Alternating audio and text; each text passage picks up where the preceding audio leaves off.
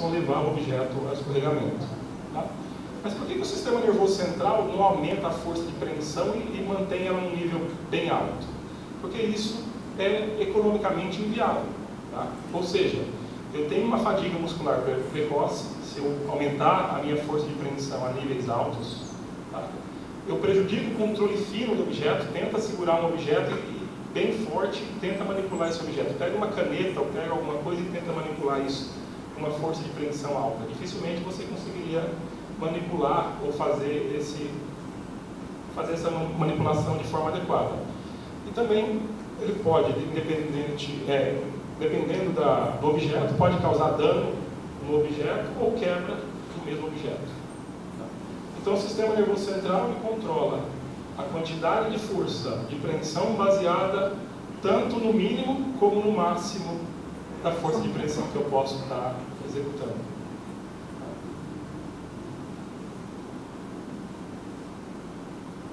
Essa margem de segurança também depende de muitas coisas. Depende do peso do objeto, do quão escorregadio esse objeto é e da tarefa motora ou da tarefa manipulativa realizada. Então, como que o sistema nervoso central coordena essas duas componentes de força? Tá? Primeiramente, nós usamos um mecanismo de controle antecipatório. Tá? Para aqueles da engenharia, é similar ao circuito aberto, controle de circuito aberto.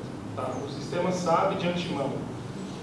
Se eu vou movimentar o objeto, eu sei de antemão o quanto de força de preensão eu vou precisar para manter esse objeto seguro e ser econômico. Tá?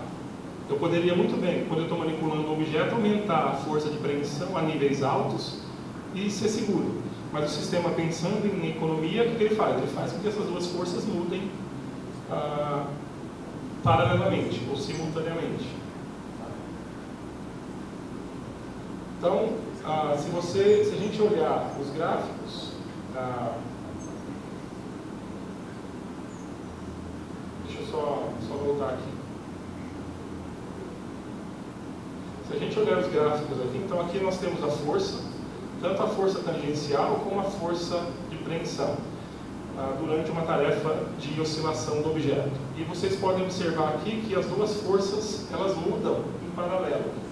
Ou seja, eu controlo eu mando os impulsos tanto para os músculos responsáveis por esse movimento, como para os músculos responsáveis em agarrar o objeto. Tá? E esses impulsos são mandados simultaneamente através de um único comando neural indo para esses dois grupos musculares.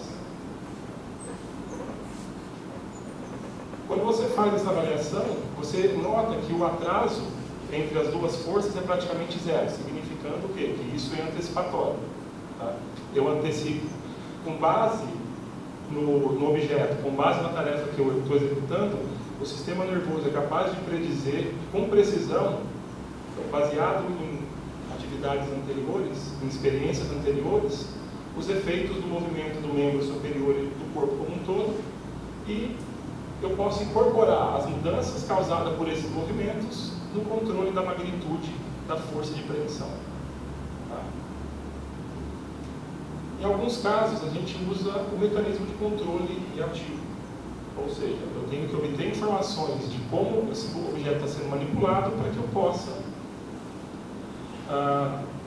ter essas informações e alterar aquele meu planejamento motor para estar executando essa manipulação. Tá? Quando a gente manipula um objeto que tenha características físicas desconhecidas, tá? Nós temos que obter informações a partir dos receptores, dos mecanorreceptores cutâneos, tá? E também em situações onde a força tangencial muda inesperadamente, nós temos que obter essas informações para quê? Para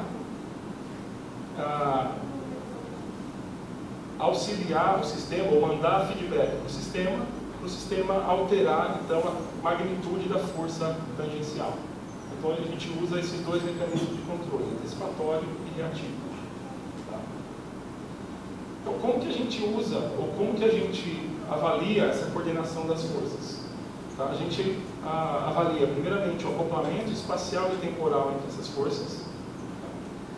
Então, a gente aplica uma correlação cruzada, um teste de correlação cruzada, e avalia o valor máximo dessa correlação cruzada e o time lag, uma diferença temporal próximo dessas duas forças. Então, se a gente obtém um alto valor de correlação cruzada entre as forças e uma diferença temporal próximo de zero, a gente assume que há um alto nível de coordenação entre essas duas forças. A gente também avalia a margem de segurança. Como que a gente avalia essa margem de segurança? A gente primeiro mede essas duas forças, tá? E faz a razão entre elas. Se essa razão é baixa, nós assumimos que ocorre um alto nível de coordenação entre essas forças. Tá? A gente também pode calcular a margem de segurança absoluta e a margem de segurança relativa. A gente consegue estar mensurando o mínimo de força de preensão necessária, fazendo uma simples tarefa, segurando o objeto e pedindo para a pessoa abrir a mão até que esse objeto escorregue. Então, no momento que o objeto escorregou, a gente determina ali como sendo o ponto onde ocorre o mínimo de força de preensão necessária para manter o objeto. E baseado nisso, a gente pode calcular, então, a margem de segurança. Em algumas situações, essa coordenação não é perfeita. Ocorrem mudanças nessa coordenação. E qual que é o reflexo? O que reflete essa pobre coordenação entre as forças? Um padrão inacurado da força tangencial, ou seja, quando eu peço para a pessoa executar aqueles perfis de força na tela do computador, mostrados na tela do computador, ele não é muito bom em estar desempenhando tentando igualar aquelas curvas que eu passei para ele fazer. Então, basicamente, se ele não consegue realizar aquilo de maneira adequada, se ele não é acurado o suficiente para executar aquela tarefa, nós assumimos que ele tem algum problema na execução desses movimentos. Tá?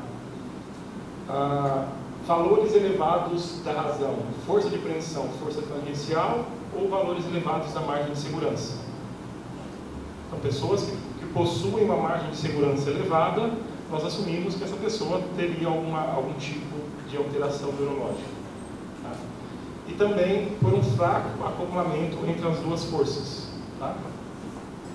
Se essas forças não vão junto, tá? Se elas não mudam em paralelo, quer dizer o quê? Que o sistema é mais conservador e eu aumento a força tangencial para níveis elevados, evitando assim que qualquer surpresa venha a acontecer. Então, pessoas que têm, por exemplo, déficits cerebelares, eles mudam esse acoplamento. Eles aumentam o nível de força e não modulam as duas forças em paralelo. E ela ocorre em pacientes com várias alterações neurológicas, por exemplo, parkinsonianos, pessoas que sofreram acidente vascular cerebral, pessoas que têm